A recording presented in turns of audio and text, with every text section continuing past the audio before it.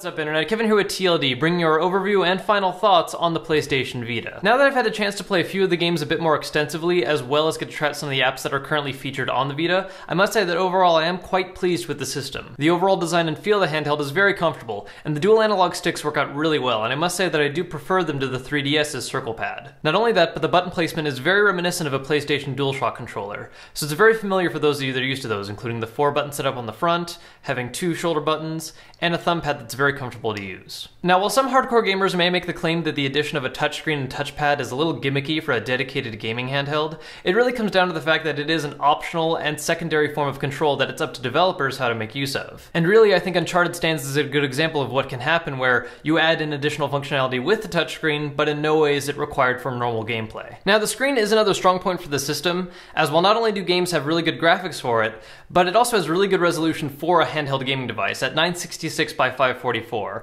which is roughly twice that of the PSP. Now, while it isn't true HD quality, considering the size of the screen, it's very hard to tell the difference in a lot of games, with some games even looking almost identical to their console counterparts, such as Rayman Origins. Now, one thing I would like to address in this review is that in some of our previous videos on the Vita, I was seeing a lot of comments relating to people debating between getting a Vita now or waiting for some other kind of iDevice or tablet to come out.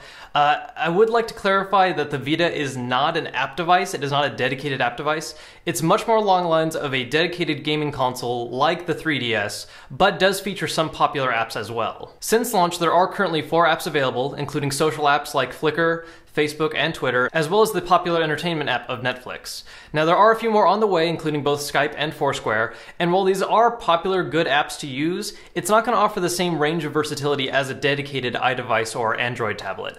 It's not something you get for apps. This is going to be a gaming system first and foremost, with popular big-name apps being available for those that want to use them. Now, that being said, what apps are available are really fun to use. I've watched a few movies on Netflix that look great on such a small screen, and I've also been able to check updates on both my Facebook and Twitter, which do have pretty nice interfaces for a portable console. Now, in the end, the one most important thing that determines whether or not a Vita is worth your money or not is the game library.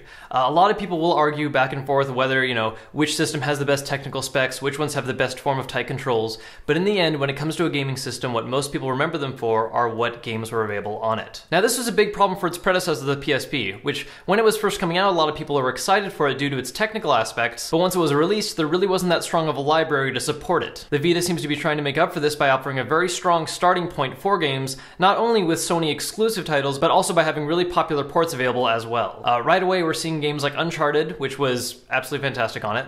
We saw a few ports as well, including Ultimate Marvel vs. Capcom and Rayman Origins, and there are many more titles on the way that do show a lot of promise, including a lot of popular Sony exclusives, such as Little Big Planet, Mod Nation Racers is already out, and they even have one of the more popular sports titles, MLB The Show, coming out too. Now, while only time can tell whether or not the Vita is going to have a strong overall library, they definitely have had a strong start so far, and those of you that are fans of Uncharted or any of those other Sony exclusives that have been announced, it's definitely looking like it may be worth it right away. Now, so far I've mostly been praising the system as far as, how the screen looks, how tight the controls are, the games that I've enjoyed playing on it, but it is not without some major faults.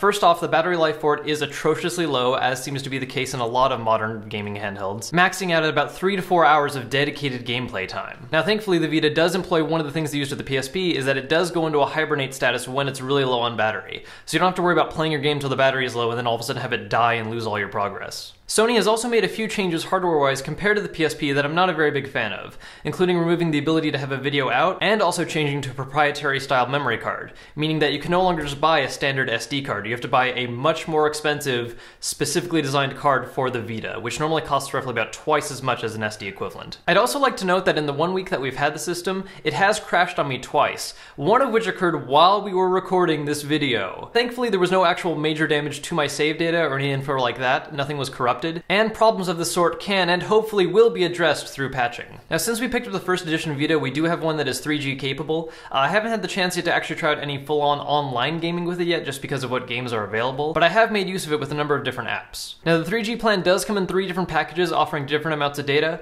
going as low as 250 megabytes for the month and as high as 5 gigs for $50 for that month.